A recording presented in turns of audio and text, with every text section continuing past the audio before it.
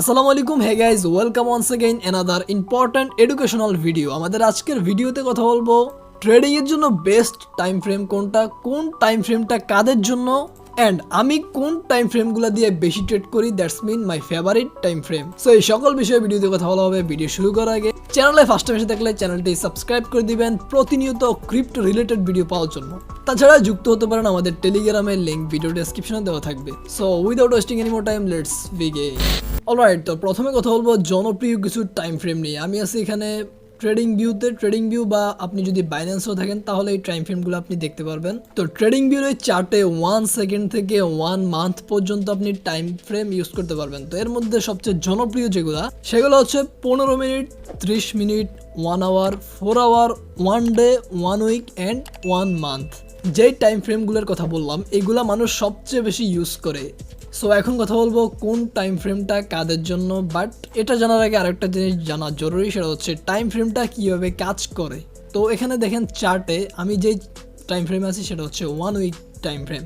তো 1 week time frame means আপনার এখানে একটা ক্যান্ডেলস্টিক, আপনার এই একটা ক্যান্ডেলস্টিক 1 সপ্তাহ পর্যন্ত হবে। আমি যদি ডেতে ক্লিক করি, মানে 1 ডেতে ক্লিক করি, তাহলে একটা ক্যান্ডেলের স্থায়িত্বকাল 1 দিন। তারপরে মানে আপনার 1 দিন পর নতুন আরেকটা ক্যান্ডেলস্টিক আসবে। আর ক্যান্ডেলস্টিকটা ক্লোজ হয় বাংলাদেশি টাইম সকাল 6টায়। প্রতিদিন নতুন ক্যান্ডেলস্টিক আসে।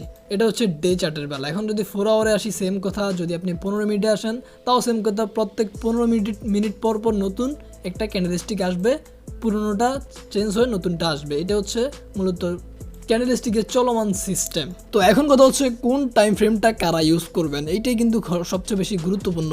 যদি আপনি স্ক্যালপার বা সুপার শর্ট ট্রেডার হয়ে থাকেন, মানে স্ক্যালপারের আরেকটা নামই সুপার শর্ট ট্রেডিং, তো আপনি যদি ওইটা করে থাকেন তাহলে আপনি 5 মিনিট ক্যান্ডেলস্টিকটা সিলেক্ট করবেন, দেন আপনি মার্কেট বুঝে সুপার শর্ট ট্রেডিং বা স্ক্যালপিং করবেন।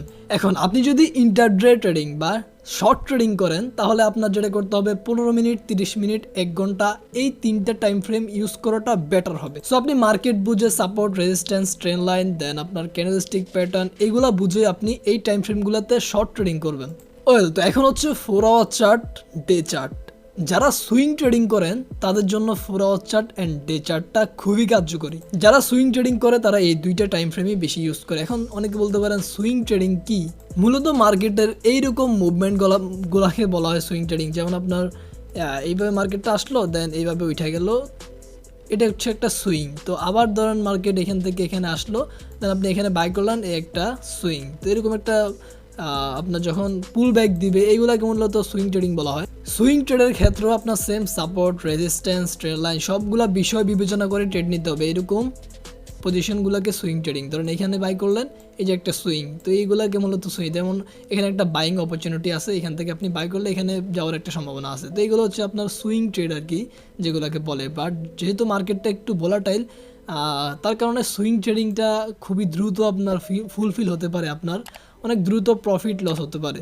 নর্মালি সুইং ট্রেডের প্রফিট টার্গেটটা থাকে আপনার, মানে প্রফিট হওয়ার যে সম্ভাবনাময় টার্গেটটা বা ডেটা, সেটা হচ্ছে 3 দিন থেকে 7 দিনের ভিতরে সুইং ট্রেডের একটা রেজাল্ট আসে। বাট বিটকয়েনের ক্ষেত্রে সেটা একটু ভিন্ন, আবার ফরেক্সের ক্ষেত্রে সেটা একটু ভিন্ন। কারণ বিটকয়েন একটু বেশি ভোলাটাইল বা আপনার ফরেক্স মার্কেট একটু কম ভোলাটাইল। তো বিটকয়েনের ক্ষেত্রে আপনি রেজাল্টটা একটু দ্রুত পাবেন, আপনার লস বা লাভ যেইটাই হোক রেজাল্টটা দ্রুত পাবেন। তো এখন হচ্ছে উইকলি চার্টটা কাদের জন্য। উইকলি চার্ট, আপনি যদি পজিশনাল ট্রেড বা মিড টার্ম ট্রেডিং করতে চান তাহলে আপনার জন্য উইকলি চার্ট। এখন কথা হচ্ছে পজিশন ট্রেডিং বা মিড টার্ম ট্রেডিং কাকে বলে। নর্মালি 8 থেকে 10 সপ্তাহের টার্গেট নিয়ে যেই এন্ট্রিগুলো ওপেন করা হয় ওইগুলো হচ্ছে মূলত পজিশন বা মিড টার্ম ট্রেডিং। এবং সর্বশেষ হচ্ছে মান্থলি ট্রেডিং বা মান্থলি আপনার চার্টটা। মান্থলি টাইম ফ্রেমটা কাদের জন্য? মান্থলি চার্টটা ইউজ করা হয় মূলত লং টার্ম ট্রেডিং করার জন্য। আর লং টার্ম ট্রেডিংয়ের সময়সীমাটা হচ্ছে 8 থেকে 10 মাসের মতো বা এরও বেশি সময় নিয়ে যেই ট্রেডিং বা যেই এন্ট্রিগুলো ওপেন করা হয় ওইগুলো হচ্ছে লং টার্ম ট্রেডিং।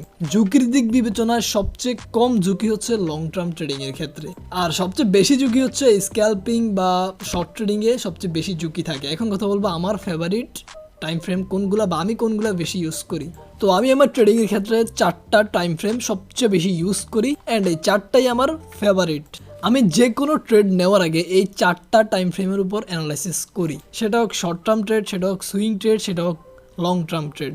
আমি আমার শর্ট ট্রেডিংয়ের ক্ষেত্রে ইউজ করি 1 আওয়ার অ্যান্ড 4 আওয়ার, এই দুইটা টাইম ফ্রেমটা আমি আমার শর্ট ট্রেডিংয়ের ক্ষেত্রে বেশি ইউজ করি। অ্যান্ড আমি আমার সুইং ট্রেডিংয়ের ক্ষেত্রে ইউজ করি day chart and 4 hour chart, এই দুইটা চার্ট আমি সুইং ট্রেডের ক্ষেত্রে ইউজ করি। আর পজিশন ট্রেডিং বা মিড টার্ম ট্রেডিংয়ের ক্ষেত্রে আমি ইউজ করি 1 উইক বা ডে চার্ট। বেশিরভাগই 1 উইক চার্টটা ইউজ করা হয় মিড টার্মের ক্ষেত্রে।